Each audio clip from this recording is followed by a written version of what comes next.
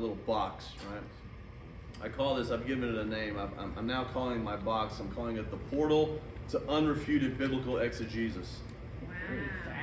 Wow.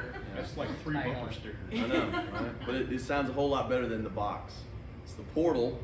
It takes us into an unrefuted. You do this, it's unrefuted. You're solid biblical exegesis. And exegesis is nothing than a fancy word for being able to say you extract knowledge, right? Exegesis. It's going to cause some problems.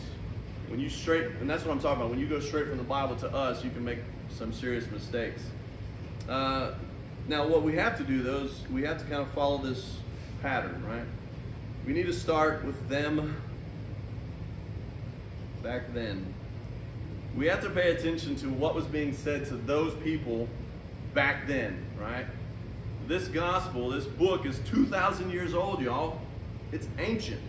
Talking about people in another time, another culture, a whole other frame of mind. I mean, it's just not even...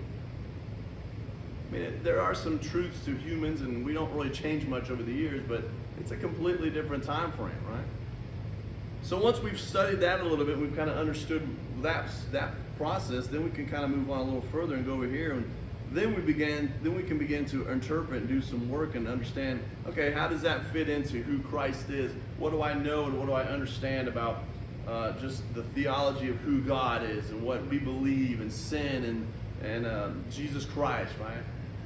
Once we've worked through that in that process, then we can finally come down here and make some applications to us today. But we've got to follow this portal, so to speak, right? If you don't, again, like I said, funky things will happen, right? You can go straight across here, right, and again make all kinds of mistakes. Some people like to have a tendency to go this way. They'll start at the Bible, then go straight to Jesus.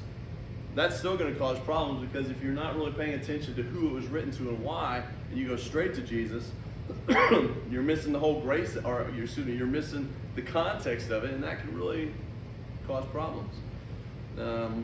You can also do this. You can come up here, right? Start here and go up here to the them and then, but then you just skip Jesus altogether and go straight to us, right?